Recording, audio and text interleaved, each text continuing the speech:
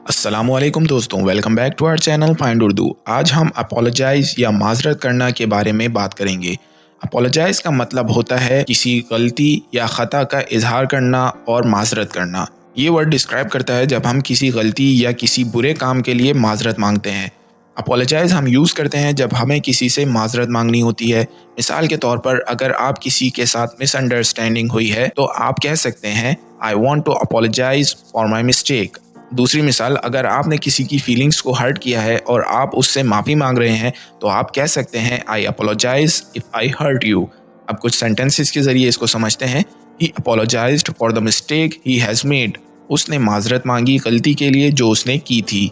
I apologise to him for hurting his feelings. मैंने उससे माफ़ी मांगी उसके जज्बात हर्ट करने के लिए। माज़रत करना या अपोलोजाइज़ एक इंसानियत और अदब का इजहार है। जब हम गलती करते हैं या कोई बुरा काम करते हैं तो ख़ुद को उसके लिए अकाउंटेबल फ़ील करते हैं और माफ़ी मांगते हैं। तो उम्मीद है आपको अपोलोजाइज़ का मतलब समझ में आ गया होगा। मिलते हैं अगली वीडियो में। खुदा हाफिज़।